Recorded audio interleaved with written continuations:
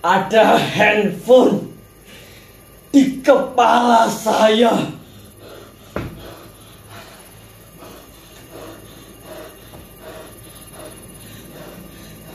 Setiap malam, setiap kali saya buka buku-buku itu, setiap saya mencoba khusyuk membaca, tiba-tiba terdengar suaranya. Ini terjadi sejak ayah membuat peraturan baru di rumah ini, melarang handphone di malam hari. Dan saya harus menyerahkan benda pujaan itu pada ayah. Maka saya akan duduk di bangku itu, menghadapi buku-buku yang bisu dan tak asyik itu, sampai saya tertidur.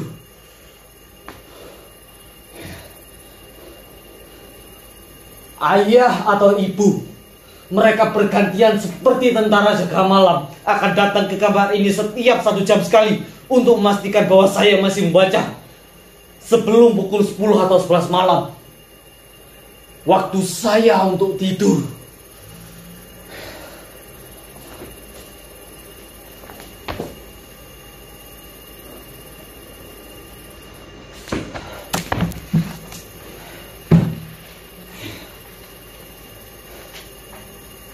Pintu itu tak boleh saya kunci sebelum jadwal tidur tiba. Ini peraturan kedua.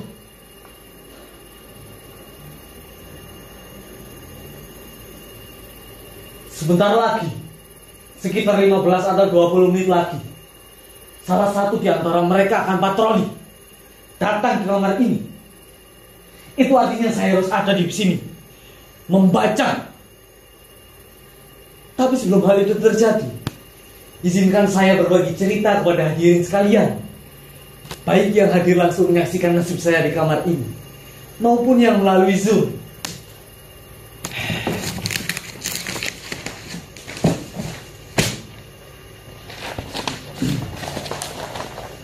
Saya sendiri bukannya tak berusaha, bahkan segala daya upaya sudah saya kerahkan untuk bisa membaca buku dengan khusyuk dan bahagia. Saya juga sudah memotivasi diri dengan berbagai nasihat yang saya ingat. Kata-kata mutiara, semboyan, pepatah, pantun, yel-yel penyemangat belajar, hingga kritik tajam para pakar mengenai bahaya kecanduan handphone. Tapi herannya, hal-hal yang biasa dipakai orang untuk memotivasi diri tak juga membesarkan semangat dan gairah saya membaca. Kalaupun berhasil, hanya bertahan 10 atau 15 menit saja, lalu menguap lagi. Sedangkan kritik tajam para pakar itu tak juga mengurangi kerinduan saya untuk selalu bersama dan dekat dengan handphone.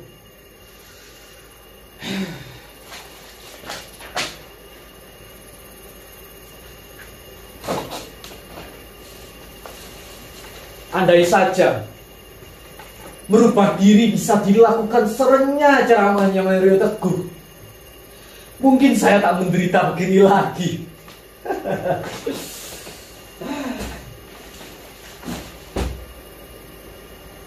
Apa? Saudara-saudara tak yakin saya menderita? Apa tak terlihat beban derita itu di wajah saya ini? Di sorot mata saya? Di getar suara saya? Di seluruh tubuh saya ini?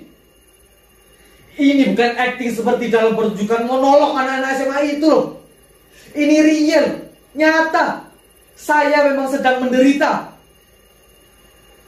Bahkan kalau penderitaan ini saya tuangkan ke dalam puisi, saya kira saudara-saudara tak akan kuat membacanya tanpa menitikkan air mata.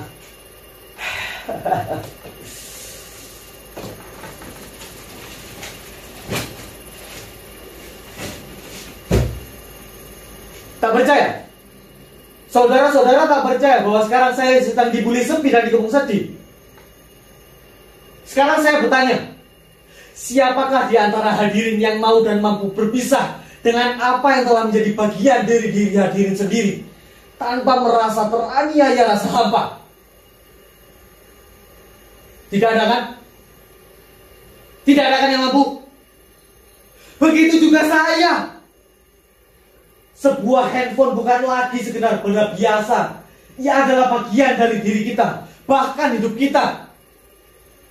Bayangkan, Bayangkan sejak kecil dia sudah bersama kita, menemani kita dikala semua orang tak punya waktu luang, atau malas meladeni kita yang masih kanak-kanak dan belum bernilai guna. Ia bahkan telah menyimpan nama kita dan seluruh memori kita di dalam dirinya. Dan kita telah menyimpan password dan kunci pembuka dirinya di dalam benak kita. Suatu simbiosis yang sangat romantis dan intim, bukan? Bahkan kita bisa lebih dekat dan nyaman dengan dirinya daripada dengan sesama kita. Itulah mengapa berpisah dengan dirinya, meski cuma saban malam, rasanya seperti melewati bertahun-tahun kesepian.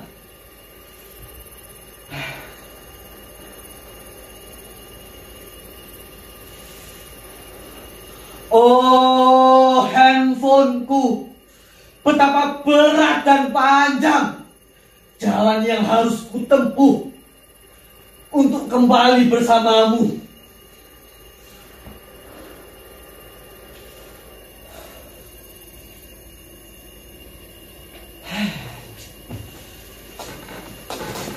Sejak pertama saya bisa membaca dan menulis, saya telah menuliskan nama saya ke dalam dirinya. Arrayyan, Arrrayyan. Saya memang sempat berkaki-kaki partner dari satu handphone ke handphone lainnya. Tapi apapun jenisnya, sikap mereka tetap sama. Setia menemani dan melayani, tak berkurang sedikit pun. Bahkan semakin istimewa dan semakin besar kemampuan mereka dalam melayani kita.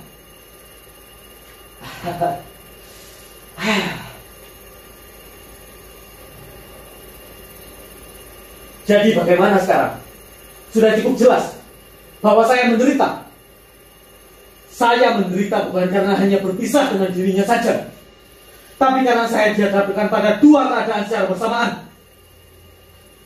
Di satu sisi saya tahu ayah dan ibu bertujuan baik. Mereka menginginkan saya untuk maju dalam studi dan berprestasi.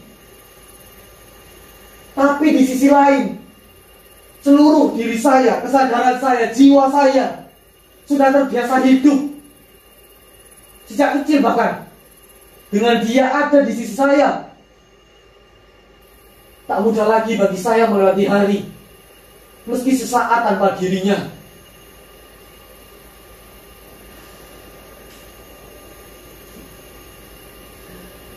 Kadang, kalau saya tak kuasa menanggung rindu padanya, saya ambil casingnya, saya dekatkan ke dada saya seperti ini. Seperti ini. Kadang saya terkenang pula saat-saat dramatis kami, ketika ia menjadi lemah dan kritis, dan saya dengan panik mencari tempat untuk menambah energinya.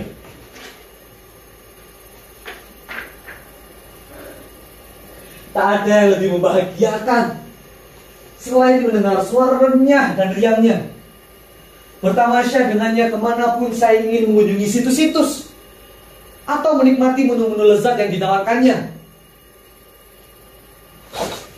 Ia membuat hidup ini menjadi amat mudah, simpel, dan lebih cepat. Ia bisa membahagiakan kita. Ia memberitahu kita apa saja dengan cepat dan lengkap. Bahkan kini, ia memiliki banyak sarana yang bisa menjamin kehidupan kita dengan tempo sesingkat-singkatnya.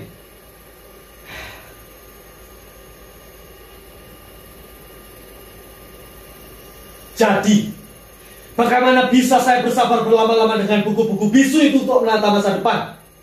Itu sangat menghabiskan waktu, tenaga, dan pikiran.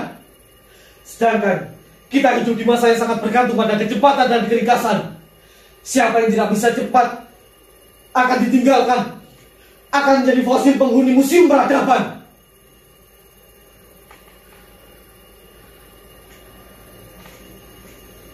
Saya sebenarnya pernah hampir berhasil tidak terlalu bergantung padanya, selain untuk hal-hal penting saja.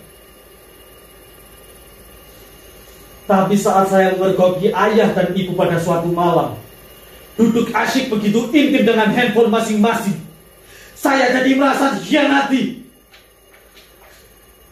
Sejak saat itu, kemampuan saya untuk berpisah dengan dirinya semakin menurun. Bahkan kini, ia ada di dalam kepala saya. Dia jadi seperti denyut dalam jantung saya. Saya sudah teramat dalam mencintainya.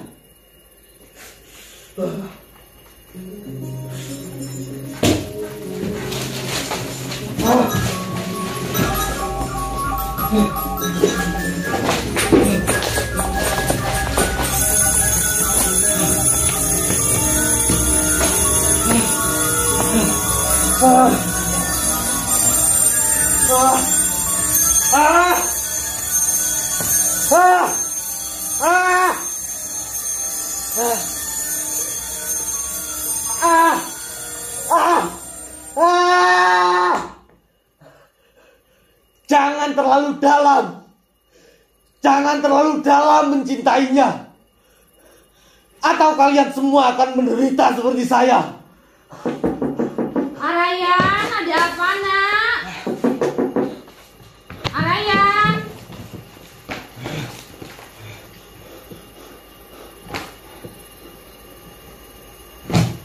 Betapa panjang dan berat jalan yang harus kutempuh.